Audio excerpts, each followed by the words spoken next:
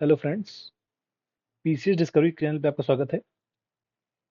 इस वीडियो में हम देखेंगे कि प्रीलिम्स के पेपर को कैसे समझा जाए जिससे हमें ज़्यादा से ज़्यादा स्कोर कर सकते हैं हम प्रीलिम्स के पेपर में।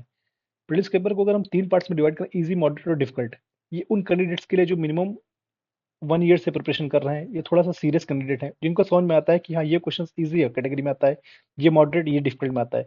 मैं उन कैंडिडेट्स की बात कर रहा हूँ। अगर आप ईजी के देखेंगे तो 20 to 30% क्वेश्चन ईजी कैटेगरी में आते हैं, और मॉडरेट में PCS, for example UP PCS या बीपीएससी या यूके पीसीएस, मैं इन एग्जाम्स की बात कर रहा हूँ। और अगर मॉडरेट की बात करते हैं तो 40 to 50% क्वेश्चन मॉडरेट लेवल के आते हैं, और डिफिकल्ट में रेस्ट ऑफ द क्वेश्चन आते हैं 10 to 20% क्वेश्चन। अगर आप इजी और मॉडरेट पे टारगेट करते हैं तो आपके एफर्ट्स कम होंगे लेकिन आपके रिजल्ट्स अच्छे होंगे, और आप प्रीलिम्स आसानी से क्वालिफाई कर लेंगे। और वहीं पर अगर आप डिफिकल्ट पार्ट्स के पीछे भागते हैं या फिर ऐसे फैक्ट रखते हैं जो एग्जाम के लिए रिलेवेंट नहीं है, आप उनमें मोस्ट ऑफ द टाइम तो देते हैं, पर उनके रिजल्ट क्या होंगे आपके एग्जाम के लिए इतने बेनिफिशियल नहीं होंगे जितने कि इजी और मॉडरेट के होंगे। आप उन फैक्ट्स को रट रहे हैं जिनके आने के चांसेस बहुत कम हैं। आप उन्हें पीएचडी तो कर रहे हैं, पर आप इजी और मॉडरेट क्वेश्चंस को क्या कर रहे हैं, निगलेक्ट कर रहे हैं उसी टाइम में। तो आपको यहाँ पर सक्सेस के चांसेस बहुत ही कम हो जाते हैं। जैसे फॉर एग्जाम्पल अगर हम बात करें बुद्धा से रिलेटेड, तो बुद्धा की लाइफ से ही रिलेटेड अगर हम लेते हैं, तो जैसे क्वेश्चन आता है कि बुद्धा का जन्म कहाँ हुआ, आप आसानी से बता देंगे लुम्बिनी। किसी भी टाइम में आपसे पूछा जाए तो आप बता सकते हैं कि हाँ, लुम्बिनी। तो ये क्वेश्चन इजी कैटेगरी में आएगा। अगर आपसे थोड़ा सा पूछा जाए, घुमा के पूछा जाए कि बुद्धा के समकालीन कौन थे, या हु आर द रूलर्स वो कंटेम्परेरी टू बुद्धा, अब इसमें थोड़ा सा आपको रिकॉल करने की जरूरत है, तो आपको मॉडरेट लेवल पे ये क्वेश्चन ले जाएगा।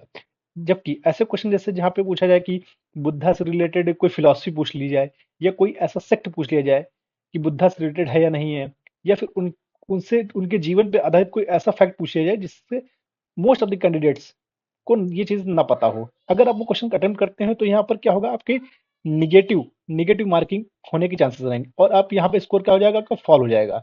जबकि इजी और मॉडरेट क्वेश्चन अगर आप करते हैं, अटेम्प्ट करते हैं, तो वहाँ पर आपके सक्सेस रेट हाई होते हैं।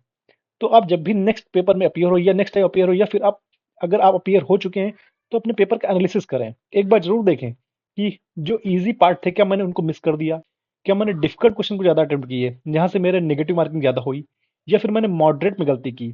अच्छा, इजी और मॉडरेट को पहचानना, उनको सॉल्व करना एक अलग ट्रिक है।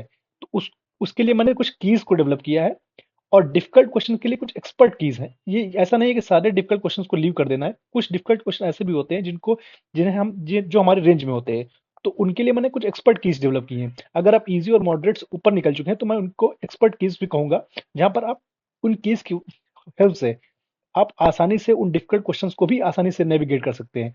अब ये चीज़ देख समझने के लिए मैं आपसे कहूंगा कि आप मेरा नेक्स्ट वीडियो देखें, और please like and subscribe my YouTube channel PCS discovery. Thank you all.